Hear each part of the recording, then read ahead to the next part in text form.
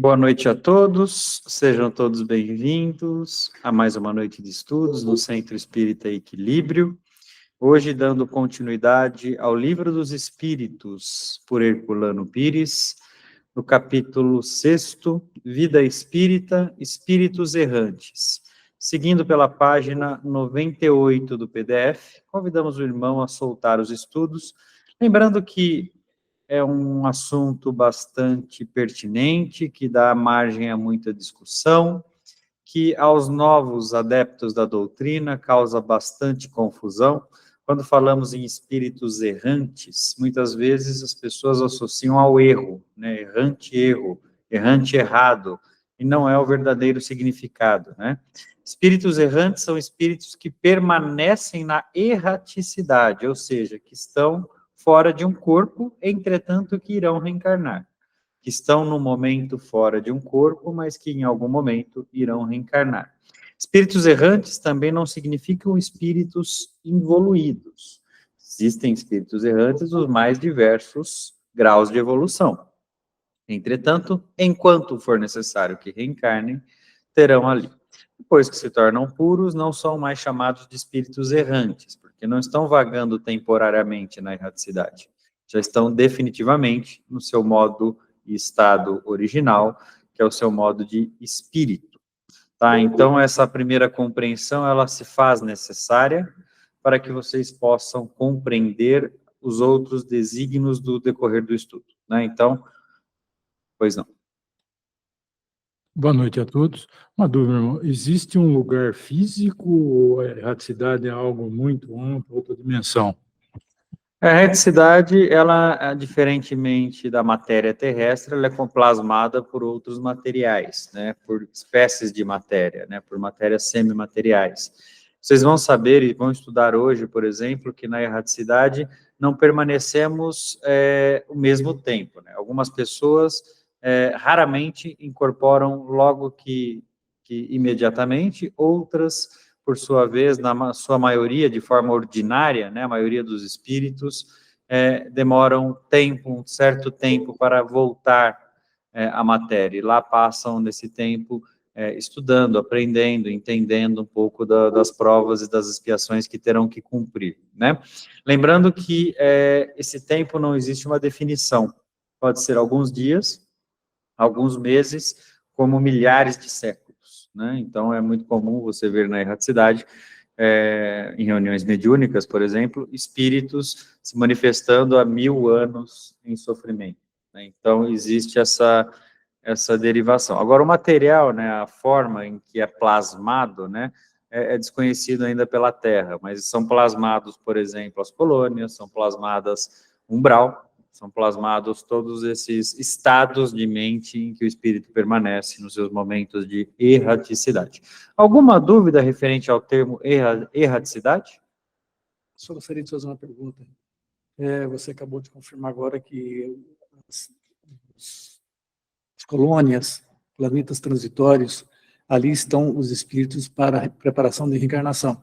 E esses espíritos que ainda não foram para as colônias, que estão ainda vagando por todo lado, pelo espaço, nas famílias, em outros lugares, também são considerados espaço de erraticidade? Sim, são espíritos errantes que vagueiam pelo seu livre-arbítrio. Né? Nós temos o livre-arbítrio de permanecer onde deveríamos estar ou de ir para outros lugares onde não deveríamos estar, mas queremos estar. Então, essa decisão cabe a cada um de nós, e o livre-arbítrio, ele jamais é rompido, né? Deus nos dá o livre-arbítrio para evoluir. Portanto, espíritos errantes são todos aqueles que estão na sua forma espiritual, mas que um dia voltarão a reencarnar. Alguma dúvida sobre o termo erraticidade antes de iniciarmos? Vamos lá. Vida Espírita. Tema 1. Espíritos errantes. Questão 223. A alma se reencarna imediatamente após a separação do corpo? Às vezes imediatamente, mas na maioria das vezes, depois de intervalos mais ou menos longos. Nos mundos superiores, a reencarnação é quase sempre imediata. A matéria corpórea sendo menos grosseira, o espírito encarnado goza de quase todas as faculdades do espírito. Seu estado normal é o dos vossos sonâmbulos lúcidos. Muito bem. Então, a primeira informação relevante para a nossa discussão é que em mundos superiores ainda existem as reencarnações, né? Alguns mundos superiores ainda passam por reencarnação. O espírito, quando atinge certos graus de pureza, não precisa mais reencarnar, não precisa voltar a viver em planeta. Vocês conhecem alguns planetas, a cabeça de vocês funciona primitivo, provas, expiações, mas existem milhares de planetas no intervalo desses, né? Existem outras denominações, outros graus, né? Então, quando falamos, por exemplo, em mundo regenerado, seria o próximo após o mundo de provas e expiações? Depende. Existem graus e mundos intermediários, que não contemplam ainda um espírito regenerado, entretanto, que contemplam o espírito com algumas melhorias em relação ao mundo de provas e expiações. E diga-se de passagem, a maioria dos seres da Terra vão para esses mundos intermediários, né? Vamos lembrar que o ditame sobre a regeneração foi muito pouco citado em obras básicas, tá?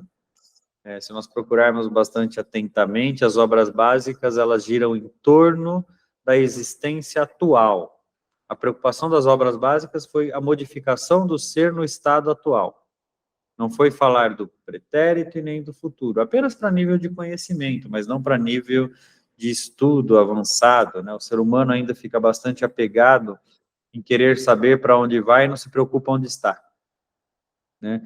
Aquele que se preocupa muito onde estará na próxima vida é porque não resolveu o problema que está vivendo agora. Da mesma forma que eu quero modificar questões em níveis avançados e esqueço de modificar as básicas. Então, são questões que precisam ser pontuadas, né?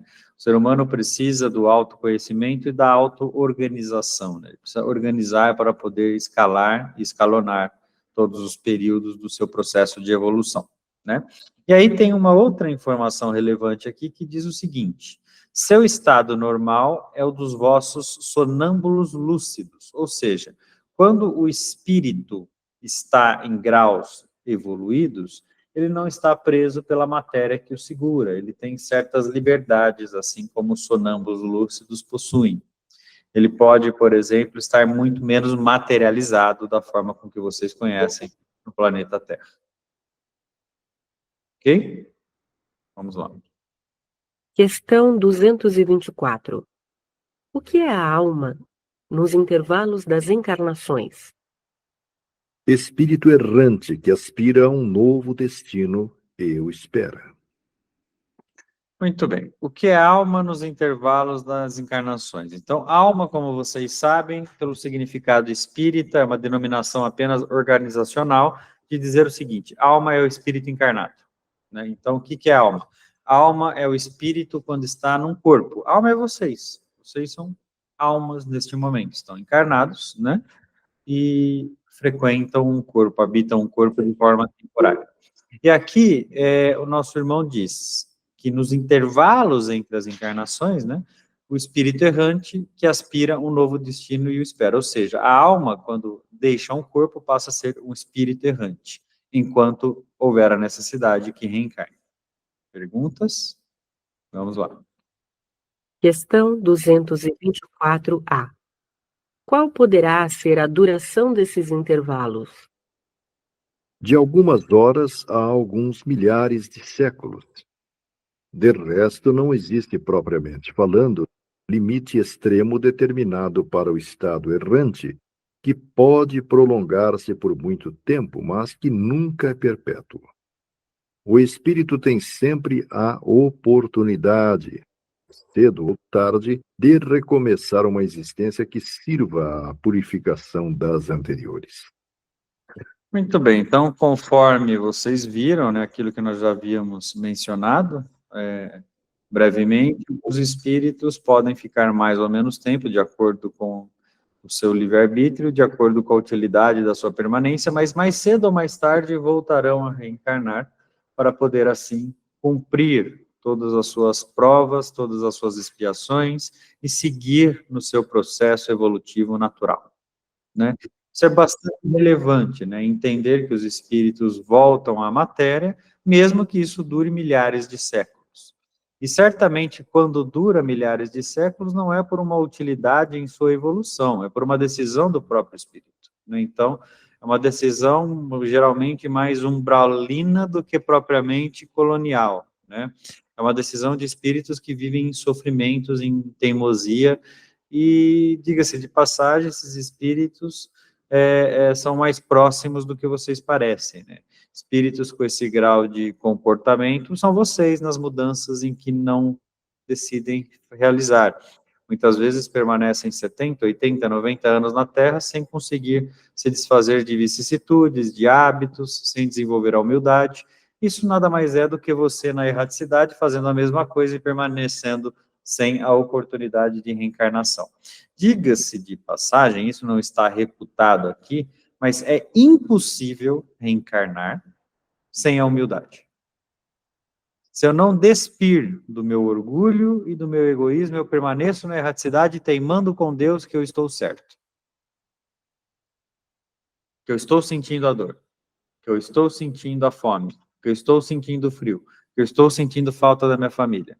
Permaneço teimando enquanto não houver a oportunidade de eu despir do meu orgulho, pelo menos por um instante, pelo menos por um momento, e ter a humildade de dizer, Deus, eu errei de fato, não tem motivos para o meu erro, eu preciso espiá-lo, me dê essa oportunidade. Pois não, irmã Regiane. Boa noite a todos. A questão de temporalidade, na erraticidade, na Terra, a percepção de tempo é a mesma? Não, são percepções diferentes, né? Tudo na vida é relativo, né? Na erraticidade, da mesma forma. Assim como na Terra, os momentos bons passam mais depressa, os momentos ruins demoram um pouco mais. É por isso que surgiu, né, os boatos, que na verdade depois viraram até regra, da eternidade do inferno. Né? Então, o inferno seria a eternidade da continuidade do espírito ruim. Eternidade porque, de fato, dura uma eternidade. Alguns minutos podem ser uma eternidade, dependendo da situação que você está. Que seria da mesma forma encarado aqui na Terra, né? Porque parece que quando a gente está feliz, as coisas passam muito rápido, e quando você está na iminência de saber, às vezes, um resultado de um exame, parece que você não consegue sair daquela situação, ela dando a sensação de ser eterna. Agora, tem um aspecto psicológico nisso, né? Quando falamos que o sofrimento é eternizado e a bonança é breve, por quê? Porque tornamos aquilo como um fardo psicologicamente, analisando que aquilo não vai acabar, entrando num vitimismo, numa situação de sofrimento? É um pouco bem mais profundo que isso. Um pouco bem. Né? O contraditório é bastante mais profundo que isso. Né? Quando falamos em vivenciar os momentos de dor e de sofrimento, o ser humano é especialista em aproveitar cada milímetro. Quando falamos em usufruir da bonança e dos bons momentos, o ser humano é especialista em passar por despercebido. Isso tem a ver com o seu orgulho, isso tem a ver com o seu egoísmo, isso tem a ver com a sua vaidade, isso tem a ver com a sua cegueira, isso tem a ver com a sua conveniência, isso tem a ver com a sua ingratidão para com Deus, né? Tem a ver com todos os aspectos da sua formação e principalmente tem a ver com a sua involução. Nós precisamos aprender a usufruir e aproveitar os momentos bons com a mesma intensidade que nós aproveitamos ruins. O ser humano vivencia e exemplifica a sua vida trabalhando de segunda a sexta-feira, pensando no final de semana. O ser humano trabalha 12 meses por ano pensando nas férias. Ele vive na expectativa daquilo que será bom, sem aproveitar os momentos que hoje está vivendo. Ele trabalha na juventude para aproveitar a vida quando tiver dinheiro. Chega com dinheiro na velhice e reclama da vida que não aproveitou, porque o dinheiro não devolve a saúde, não lhe devolve a disposição para poder usufruir com as questões mundanas. A ironia da existência nos leva a, e é a palavra certa, não me arrependo da palavra que irei usar, da imbecilidade que temos em focar no material, em focar na matéria e deixar as questões mais importantes para depois, sem saber se teremos o depois. Quem somos nós? Somos Deus? Para saber ou deixar para aproveitar amanhã? E se não houver o amanhã? E se ele houver em uma outra forma física? E se ele houver de uma forma espiritual? E se eu desencarnar? Será que eu posso deixar para amanhã aspectos que eu deveria resolver no hoje? Será que tenho dentro de mim a sabedoria e o conhecimento de acordar e abrir os meus olhos amanhã? Quanto vale uma oportunidade perdida? Quanto vale, por exemplo, uma semana sem estudo? Quanto vale, por exemplo, uma semana sem saúde?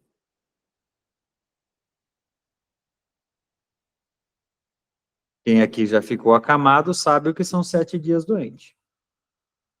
Agora, será que alguém aqui sabe o que são 7 dias na praia? Viajando? Passa mais rápido ou mais devagar? Será que eu aproveito na mesma intensidade cada segundo? Será que eu aproveito a criação dos meus filhos? Ou a hora que eu olho, eles já são grandes?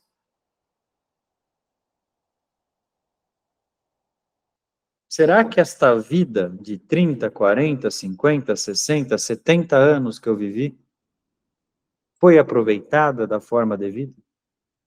Foi usufruída da forma devida? Ou eu deixei os pratos bons para os visitantes do meu lar? Deixei os copos bons para a visita? Ou será que eu abri e usufruí daquilo que eu conquistei de melhor?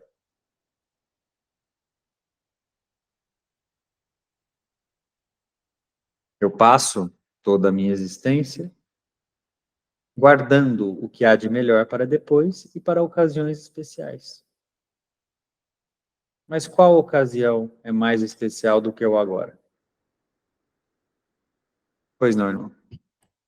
Meu irmão, em nosso meio espírita, existem muitas conversas. Qual o período que o espírito permanece até a sua reencarnação? E a gente muitas vezes não sabe, como na resposta aqui dos espíritos, de algumas horas a milhares de séculos. Nós temos aqui no planeta, na Terra, uma idade média, que se vive aqui em torno hoje de 75 anos. Existe na espiritualidade, ou vocês têm algum conhecimento, existe algum prazo médio de preparação de reencarnação para cada espírito? A resposta que foi dada à pergunta do Livro dos Espíritos, a obra interminável, e depois excluída. Qual a utilidade de saber isso? Sim, nós não temos nenhuma utilidade, isso não vai melhorar nada em nosso conhecimento, concordo com você. Mas existe esse meio de se perguntar, né? Por isso que os espíritos não responderam na época. E continuam não respondendo, até porque essa média ela é bastante relativa. Você pode ser o que leva a média para baixo ou o que leva a média para cima. Te responder algo é estabelecer no seu perispírito mais um fardo a ser carregado. Se eu falar 50 anos e você for dos 30, você vai esperar mais 20. Se eu falar 70 anos e você for dos 20, você vai antecipar? Então, cada espírito tem a sua própria decisão, né? Existe, é claro, as estatísticas médias, né, gerais, mas essas cabem à gestão de Deus, né? O que eu posso dizer é que quanto mais avançado for o espírito, mais rápido ele reencarna, né? Então, por exemplo, vocês têm um caso famoso aqui na cidade do Caibar Schutel, né, o bandeirante do espiritismo, para quem não conhece, né, que nasceu no Rio, migrou para o interior de Matão para fazer a caridade, tinha as discussões com o padre da cidade através das cartas, começou a implantar o espiritismo numa época em que ele era muito pouco conhecido na cidade de Matão, e ali, dentro das suas discussões e tudo mais, não deixou nada mais do que o exemplo da boa conduta e da caridade. Tinha uma farmácia na esquina aqui, da onde vocês estão com o centro espírita, muito próximo aqui, e nessa farmácia atendia as pessoas de forma gratuita, tinha também sua casa, um lar onde atendia os leprosos, era um escritor muito habil, né, tinha uma habilidade muito grande de escrita, foi o fundador, né, do Clarim, né, que depois continua até hoje como sendo uma editora e um centro espírita, que o homenageia, né, por conta da sua existência. Então, foi um grande homem, quando falamos em Caibar Schutel. E quando ele desencarnou, né, Caibar Schutel, no mesmo dia, na mesma noite, veio dar um recado através de um médium que o cercava e deu esse recado dizendo que estava bem, e já deixando ali um recado para que colocasse em sua lápide, né, que é: vivi, vivo e viverei porque sou imortal. Né? Então, quando ele colocou isso, ele quis deixar o exemplo para aqueles que fossem visitá-lo, que ele teria a eternidade da existência, mais ou menos assim, chegou no plano espiritual, estou aqui e é isso mesmo, está tudo bem. Então, foi o recado que ele nos deixou. Entretanto, existe, como a grande maioria dos espíritos, aquele irmão que você conversa numa reunião mediúnica, que ele ainda fala grego, e que está há mais de 10 mil anos na Terra, sofrendo e queimando, achando, por exemplo, que vai encontrar o que matou ele, o que fez mal a ele, e que vai se vingar. Então, olha a diferença, né, entre esses dois espíritos. E essa diferença ela é relevante. Como vocês verão mais à frente, existe na Terra, assim como observa-se nos animais, assim como observa-se nos vegetais, mais e menos evoluídos. Você pode plantar duas palmeiras, uma crescer e frutificar e a outra não vingar. Tem dois animais da mesma espécie com comportamentos totalmente diferentes. E o ser humano, sim, existe. Ser humanos, como vocês podem observar, nos mais altos graus de evolução. E é por esse motivo que nós não devemos exercer o julgamento.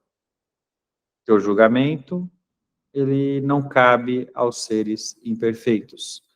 O julgamento só cabe à perfeição, e perfeição cabe a Deus. Eu posso receber conselhos e aconselhamentos de seres superiores. É por isso que os mentores de cada um de vocês necessariamente são mais evoluídos que vocês. Né? Mas, muitas vezes, quando eu sou involuído, eu estou ainda inapto a ouvir o conselho dos meus mentores, porque eu tenho o meu orgulho acima da minha necessidade. Então, o que acontece, né, quando eu sou um ser involuído? Eu começo a questionar a existência, a questionar a veracidade, a enxergar de acordo com os meus olhos, a olhar as minhas conveniências. Mas espírito superior faz isso, espírito superior faz aquilo, isso é uma boa conduta, isso é verdadeiro, isso não confronta com aquilo, porque é uma porta larga a ser exercida. Enquanto, quando eu sou evoluído, eu tenho a humildade de olhar para o irmão e dizer: eu errei, me desculpa, né? Peço perdão e vou consertar. Porque um dia esse irmão a quem você responde teve que fazer isso para ser esse grau de evolução. Então você percebe como tudo está interligado na existência? Como não há um movimento de uma folha sem a vontade de Deus? E como a humildade é essencial para a evolução do espírito? Percebe como que o espírito errante, estando lá em sofrimento há 10 mil anos, ele precisa se despir por um segundo do orgulho e olhar e falar: Deus, me perdoa, eu não quero mais me vingar. Eu quero uma nova oportunidade de viver e eu quero parar de sofrer.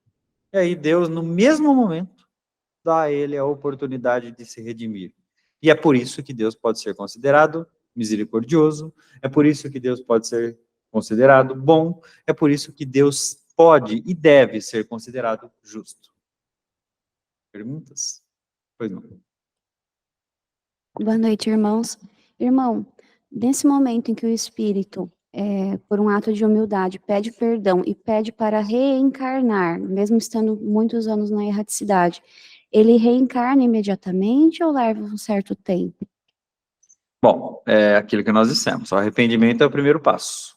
A reparação é o segundo e o mais importante. No momento que eu me despido do orgulho, falei, me desculpe, me ajude, aí você vai ser ajudado. Essa ajuda dependerá do seu esforço. Da mesma forma que algumas pessoas estudam 30 anos para passar na OAB, algumas conseguem passar no primeiro, né? Isso vem do seu esforço e da sua facilidade de assimilar as questões que desenvolveu. E essa facilidade nada mais é do que uma conquista pretérita de evolução, né? Então, cada um terá a habilidade ou a facilidade que puser de energia, né? Que puser de esforço. Então, por exemplo, ok, quero me redimir. Tá bom, então vamos redimir. Você está disposto a remar? Você já apontou para a fé, agora está remando?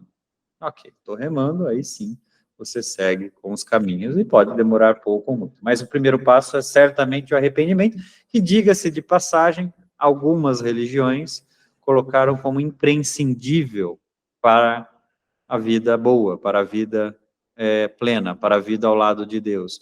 E quando colocam como imprescindível, não estão errados. Se arrepender é necessário, porque sem se arrepender, como que você repara? Você vai reparar uma coisa que você não reconheceu? E o arrependimento, ele vem necessariamente com qual faculdade, meus irmãos? Com qual atributo? Humildade. Percebe que a palavra humildade, ela cerca a nossa existência. Não há evolução sem humildade. Não há evolução sem humildade. Nesse caso, então, irmãos, pelo que eu entendi, depende muito mais do esforço, da humildade do espírito do que propriamente da vontade de Deus, esse reencarne. O tempo, sim. A vontade de Deus sobressai a tudo, né, Bruno? Entretanto, a vontade de Deus é que você tenha o livre-arbítrio. Então, através da sua vontade, você exerce mais ou menos tempo a sua possível reencarnação, né? E aí você reencarna e vive na Terra o tempo que você está designado, e aí você vai encurtando esse tempo de acordo com as suas escolhas, né? Ou aumentando também de acordo com as suas escolhas e merecimentos. Bom, lembrando que o merecimento, ele antecipa as coisas, né? Então, vamos imaginar que nós tivéssemos um recesso e vocês se esforçassem. Esse recesso poderia ser antecipado, por que não? Né? Então, o que eu quero dizer é que o espírito traça a sua trajetória de acordo com a sua ação. Agora, a pergunta que eu vou fazer: o espírito superior passou pela humildade, ainda é, né? Mas quem deve despertar a humildade? O espírito inferior ou superior? Se você ver os ditames dos apóstolos, eles parecem um pouco humildes em suas escritas. Se você ver as leis de Deus, não demonstra humildade. Se você ver as imposições de todos aqueles que repercutiram a existência, Santo Agostinho, são textos muito pouco humildes. Então, como espíritos superiores não demonstram a humildade? Os inferiores teriam que demonstrar, porque qual que é o segredo de interpretar isso? Vamos lá. Eu penso, irmão, que tem exatamente a ver com a palavra que o irmão falou, a interpretação. Então, através da interpretação que a gente encontra a humildade. A humildade está no exemplo. Um Santo Agostinho, com o cabedal dele, despir-se do egoísmo e escrever para que eu possa aprender com ele, é o seu sinal de humildade. Um professor vir dar aula para os seus alunos, depois de ter estudado a vida inteira e adquirido conhecimento de graça, é a humildade dele. A humildade não é ele parecer bonzinho, passivo, abraçar e sorrir. A humildade é ele te ensinar. Ele insistir em te ensinar. Ele fazer com que você aprenda. Então, espíritos superiores, e quando eu digo superiores, não é espíritos elevados, são espíritos superiores ao meu estado, né? Espíritos superiores demonstram humildade nos ajudando. O nosso mentor nos demonstra a humildade de que forma? Estando ao nosso lado. a gente faz tanta besteira e mesmo assim o nosso mentor continua nos acompanhando. Isso é um sinal de humildade, né? E Jesus demonstrou a humildade estando encarnado. E aí que está a grandeza dos seus atos. Porque Jesus, se tivesse na erraticidade, talvez teria um perfil um pouco diferente. Encarnado, ele demonstrou a humildade. Pai, estou aqui para seguir os seus passos. Pai, me ajude a enxergar o caminho. Bruna, a sua fé te curou. Não fui eu que te curei, foi sua fé. Suplico o seu auxílio, preciso de ti. Jesus demonstrou a humildade. Mas qual que é a diferença? Jesus estava encarnado.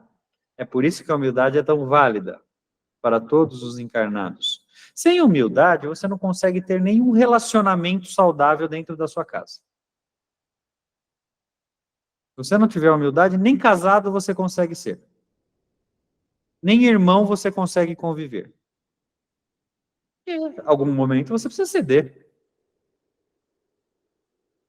Se eu engessar dentro da minha pseudo-razão, eu não desenvolverei a humildade necessária para entender que nem sempre eu estou certo. Que os irmãos podem estar certos, minha esposa pode estar certa, meu marido pode estar certo. Pois não. Meu irmão, num nível menos evoluído, a reencarnação é compulsória. A partir de um certo nível, o espírito consegue escolher o caminho que ele vai seguir. O irmão comentou que para ter a graça da reencarnação, ele tem que demonstrar humildade. Mas, por exemplo, não é um paradoxo que todo mundo que está aqui hoje, nesse mundo de provas e expiações, demonstrou humildade, e o que prevalece nesse mundo ainda é orgulho e egoísmo? É fácil você se curvar à grandeza de Deus e demonstrar humildade no momento em que você precisa para evoluir. Agora, desenvolver a humildade, despertá-la e exercitá-la, fazê-la tornar-se intrínseca da sua existência, é um pouco mais complexo. Ser humilde por um instante é fácil. Tornar-se humilde é difícil. Porque a humildade, na Terra, vocês não têm nem conhecimento do que é humildade. No conceito da Terra, a humildade é um ser que fala manso, que respeita todas as criaturas, que olha para o irmão e dá razão. Não, isso é hipocrisia. Humildade é você não se sentir maior que o seu irmão e tentar ao máximo torná-lo igual a você, mesmo sendo superior. É conversar de igual para igual com qualquer ser. É não ter nenhum tipo de preconceito, de distinção, nenhum tipo de julgamento para com seu irmão, a não ser alavancá-lo em seu progresso. Ou você acha que os apóstolos e Jesus pregaram na passividade?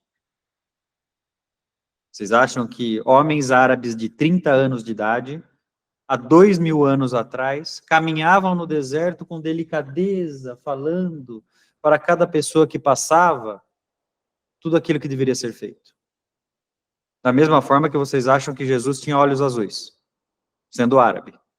É isso mesmo? Vamos voltar, né, ao raciocínio, à racionalidade. Vamos colocar as coisas como elas são. Jesus foi o ser que viveu na Terra que mais conseguiu exemplificar a humildade. Mas não foi o ser mais pacífico. Não foi o ser mais manso.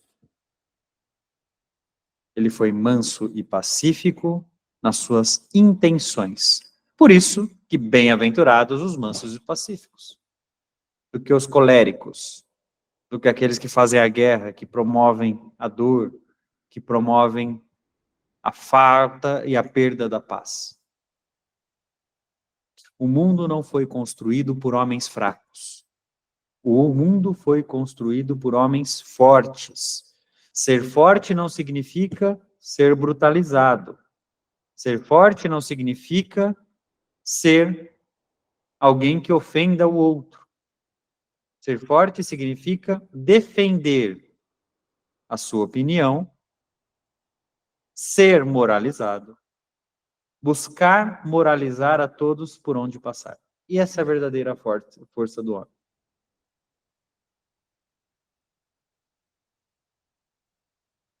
Quando Jesus morreu por nós, né? Existe bastante essa frase, né? Jesus morreu por nós.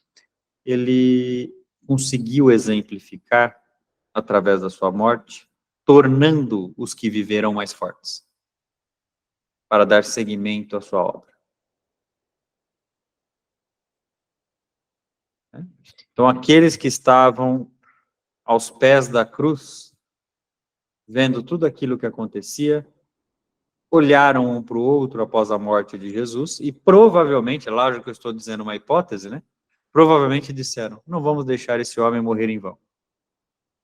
Vamos fazer algo para eternizá-lo. Vamos contar a sua história. Vamos vivenciar a sua vida. Vamos exemplificar o que ele fez. Vamos dar ao mundo a oportunidade de modificar da mesma forma que ele nos modificou. É claro, repito, não estava lá, pode ser uma hipótese isso. Entretanto, eu acredito certamente que deve ter sido o caminho. Pode seguir. Questão 224b. Essa duração está subordinada à vontade do espírito ou pode lhe ser imposta como expiação? É uma consequência do livre-arbítrio. Os espíritos sabem perfeitamente o que fazem, mas para alguns é também uma punição infligida por Deus. Outros pedem o seu prolongamento para prosseguir estudos que não podem ser feitos com proveito a não ser no estado de espírito. Basicamente, o que o nosso irmão espiritual nos responde nesse trecho é que cada caso é um caso.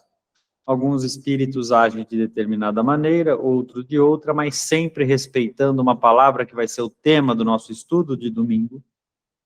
Que não vai ser eu que vou dar, vai ser o espírito um pouco mais evoluído, né? Bastante mais evoluído, que é o livre-arbítrio. Então, falar sobre livre-arbítrio é falar sobre a essência da existência. Livre-arbítrio, basicamente, foi a ferramenta que Deus nos deu para evoluir. Já pararam para pensar nesse aspecto? Já pensei de várias formas, porque eu imaginava uma coisa, mas para exercer de fato o livre-arbítrio na forma esperada por Deus, é preciso ter a coragem e a vontade de ver a vida pelos prismas da verdade, né? Porque a gente acaba usando o livre-arbítrio de forma muito conveniente. Mas isso é contraditório. Se Deus nos deu o livre-arbítrio, por que esperar algo de nós? Ele deu o livre-arbítrio porque ele já sabe como nós vamos utilizá-lo. Deus é um ser absolutamente meritocrático. Percebeu? Justo. Deus nos dá a evolução conforme nós remamos. Deus nos ajuda a subir o degrau, mas nós subimos o degrau. É por isso que eu digo e repito, e quando vejo um espírito superior, eu respeito muito, porque fico imaginando o degrau que ele teve que subir para chegar lá. Fico imaginando as abnegações. Fico imaginando a resignação, a resiliência necessária para que ele pudesse chegar naquele degrau. É difícil. Exige muita patinada, muita tentativa e erro. Você tem que abrir mão das mesmas dificuldades que o irmão que hoje enfrenta tem que abrir para evoluir. Pois não, irmão Afonso? Boa noite a todos.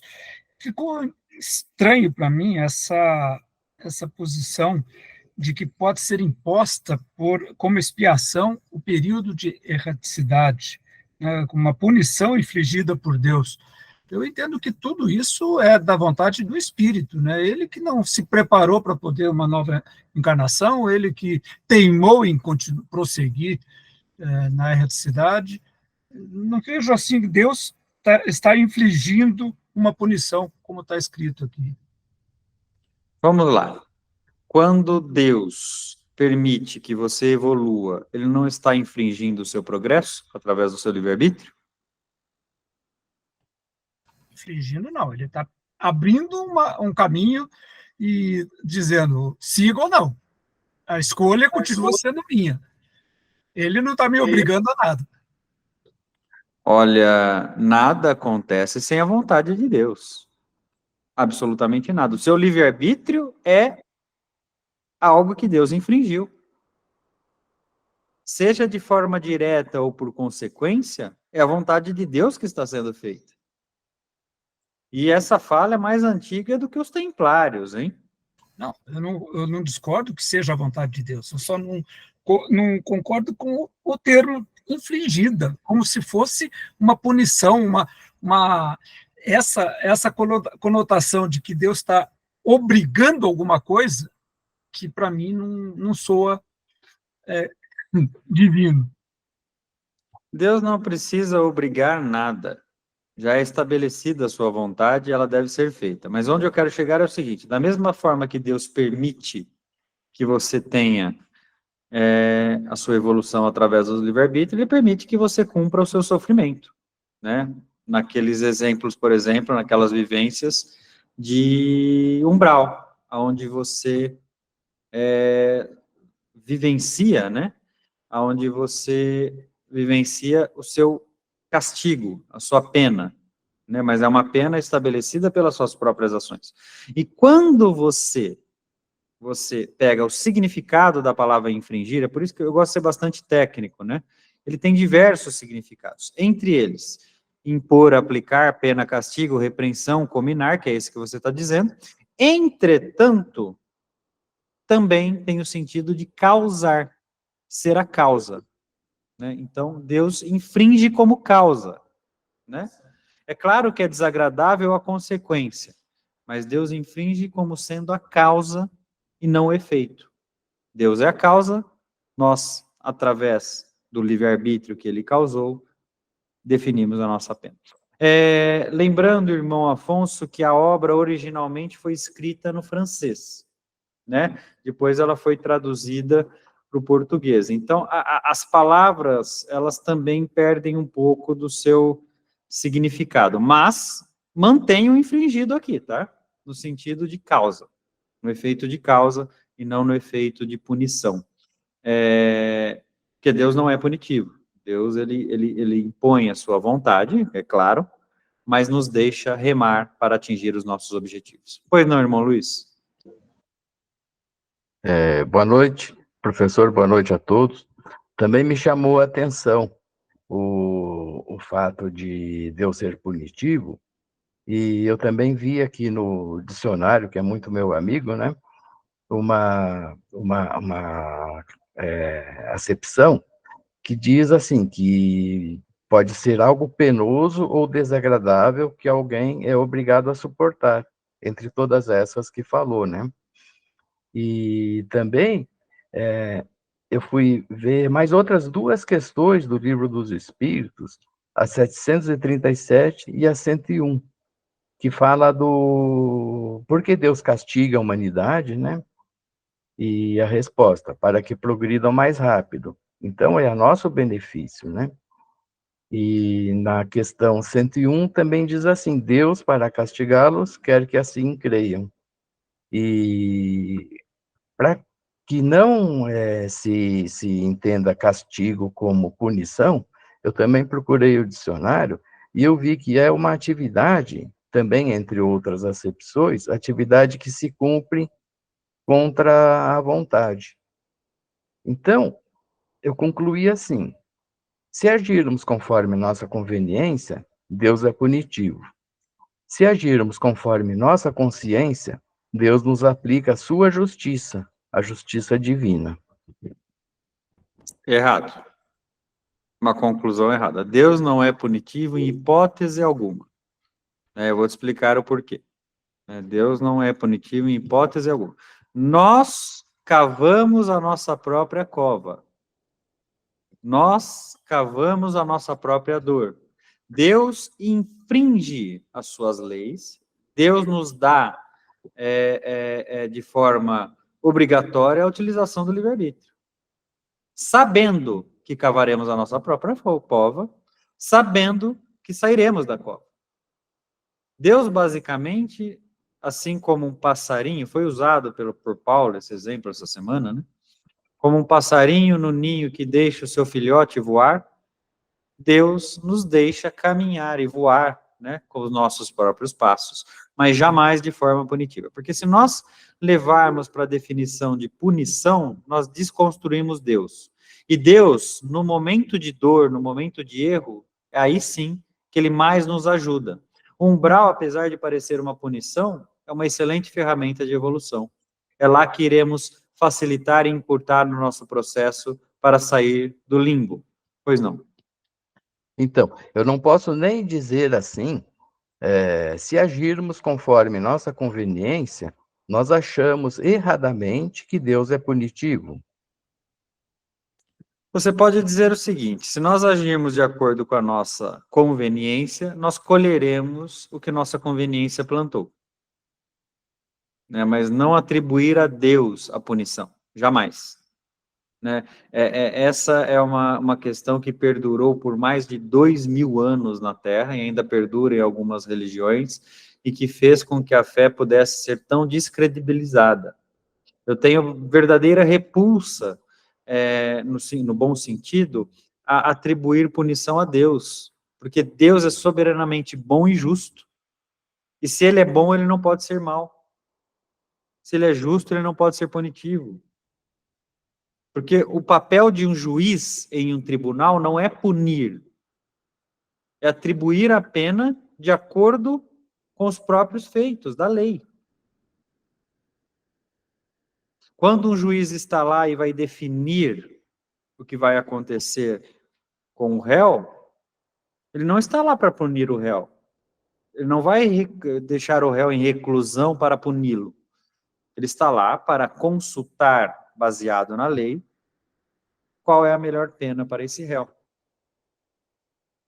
Esse é o senso de justiça. Só que é lógico que o juiz erra, né? O juiz é humano. Deus é infalível. Então, irmão Luiz, por que não atribuímos a questão de punição a Deus? Porque isso é uma coisa que já gerou muito alvoroço na Terra por séculos e séculos, fazendo, por exemplo, o homem deixar de viver, deixar de rezar, deixar de seguir a sua própria raciocínio, sua própria razão e sua consciência, por ter medo da punição divina. Pois não. Irmão, seguindo esse raciocínio, nesse caso eu pergunto, a dor e o sofrimento é ruim? Depende para quem. Nesse caso, como está colocado aqui, a dor e o sofrimento não é para o burilamento da alma, para o melhoramento? Sim, mas não é bom sofrer, não. Eu entendo, mas se nós não tivermos uma outra educação, a dor vem para que a gente possa melhorar. É bem romantizado isso. Falar que a dor e o sofrimento, ela é ótima, é lógico, ela é ótima para a nossa construção moral. Entretanto, sofre para ver. Então, nesse caso aqui, Deus permite que nós soframos para que nós possamos mudar o nosso pensamento. Nós sofremos porque nós fizemos merecer o sofrimento. Deus nos tira do sofrimento. Deus nos dá a oportunidade da redenção. Desde que tenhamos o quê? De novo? Por isso que Deus não pune nós. Dá a oportunidade para a gente poder melhorar. Nós nos punimos. Deus não pune nós. Entenda o seguinte, irmãos. Se você colocar um dedo na tomada, você vai tomar choque. Deus não vai intervir para que você não tome. Principalmente se você o fizer com conhecimento. Às vezes a criança acaba sendo salva, né? Pela sua inocência. Às vezes o animal acaba se safando de diversas circunstâncias pela sua inocência. O homem não. Se eu sei que faz mal e faço, vai acontecer. Eu digo isso, meu irmão, porque a gente, dentro do espiritismo, nas orientações mediúnicas, por exemplo, passa muitos espíritos, né, que pela dor chegou ao amor. Ele não viu outra alternativa a não se modificar. Geralmente, infelizmente, aprendemos com a dor. Entretanto, felizes aqueles que aprendem com a dor do outro. né? Então, não necessariamente. A dor, ela ensina a mim e aos outros. Não ensina apenas o meu ser, né? Quando eu tenho dor, quando eu sinto dor, eu relato essa dor, eu demonstro essa dor, eu exemplifico essa dor. Alguns irmãos não acreditam, tem que ir lá conferir se a tomada dá choque mesmo, e outros aprendem com ela. Então, a dor constrói? Claro que constrói. Deus não faz nada que nos prejudique sem que nos ensine também. Entretanto, inteligente é aquele que não passa pela dor. E é claro que dentro da nossa existência, nós passamos por algumas dores e nos esquivamos de outras. Nós não passamos por todas as dores. Entretanto, algumas a gente insiste. Na nossa teimosia, né, na nossa descrença, na nossa falta de fé, na nossa falta de humildade, a gente insiste. Mas não tudo, algumas coisas a gente aprende. Mas feliz e puro é o homem que aprende em todos os aspectos, né? Então é por isso que você diz, mas por que a evolução demora tanto? Porque eu aprimoro a mão direita e a esquerda ainda não. Aí eu aprimorei a esquerda, eu tenho 2 pernas. Aí eu aprimorei a direita, tenho falta a esquerda. A hora que eu acho que estou pronto, e as unhas? E os detalhes? Né? Então é por isso que é tão cansativo, né? O processo de evolução. Entretanto, podemos deixar mais ou menos cansativos, pegando a direção mais curta, os caminhos mais curtos, mas não menos fáceis, né? Os caminhos que levam nós a chegarmos no nosso objetivo. Pois não. Também não precisamos transformar essa dor em sofrimento, né? Porque tem pessoas que parece que querem ficar naquela dor, parece que só sobra aquele sofrimento, que é difícil sair dele. É fácil falar quando não está com a dor.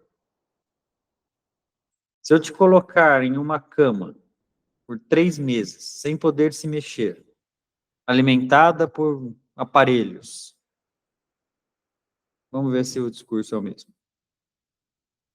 Eu já transformei a dor em sofrimento. Difícil aquele resignado que agradece a Deus por estar nessa situação. O certo é.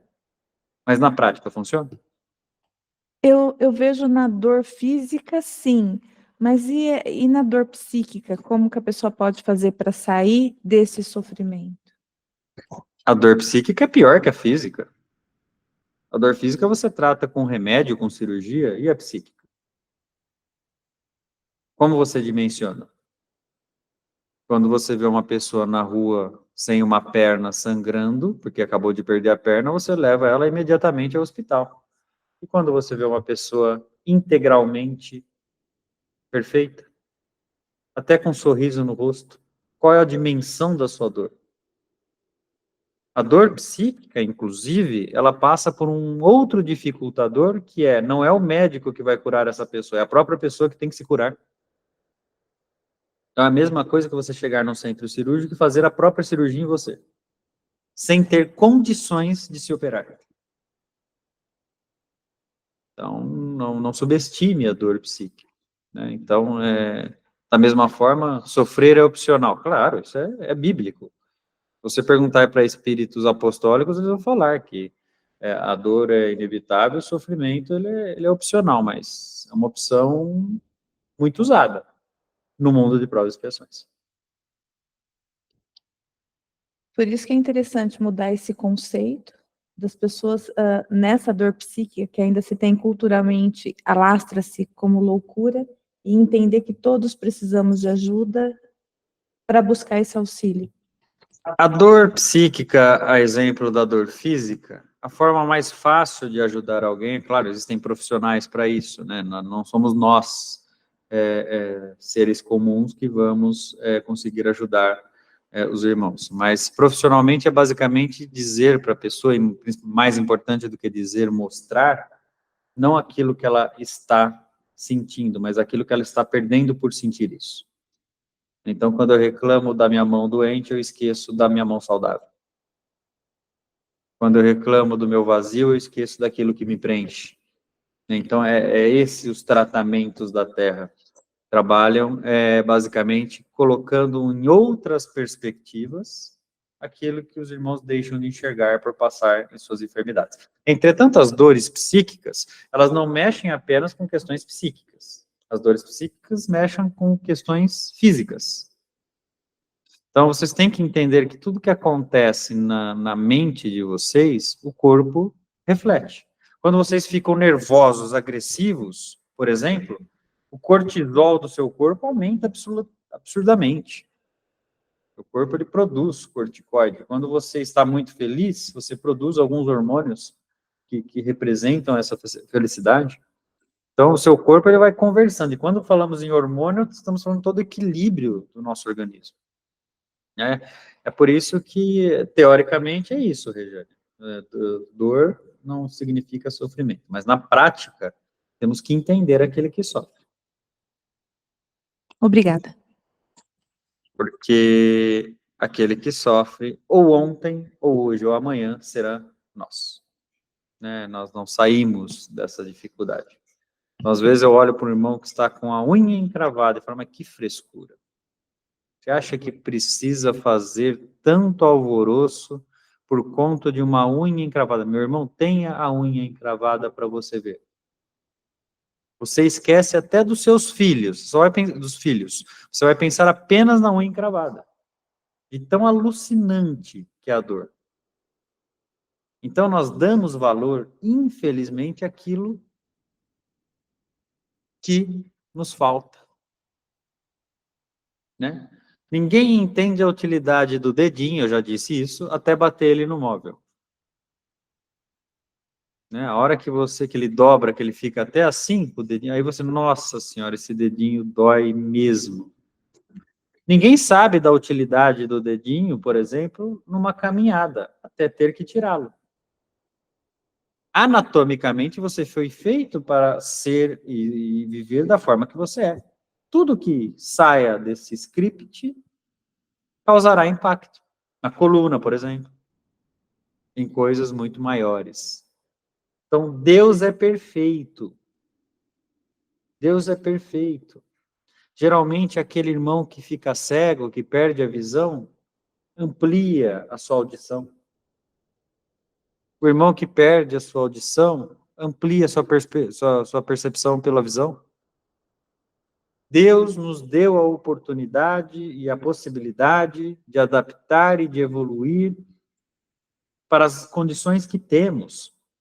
Tem pessoas que nascem sem os membros e que fazem coisas com a boca que pessoas com os 2 membros são incapazes de fazer, com pinturas magníficas, controles incríveis. Deus é perfeito da forma que ele nos conduz, jamais punitivo. Né? Então, é só para ressaltar e reforçar. E por Deus ser perfeito, ele nos deu a oportunidade de ter mais uma noite de estudos e a oportunidade de dar a mim alunos tão presentes, tão queridos e que mais me ensinam do que propriamente sou capaz de ensinar. Assim sendo, agradeço a Deus pela oportunidade. Peço a vocês, né, que não esqueçam de deixar as águas ao lado da cama. Nós costumamos, às noites, né, colocar os medicamentos que vocês precisam e auxiliar aí a saúde física também, além da mental. Que Jesus abençoe cada um de vocês. Fiquem com Deus.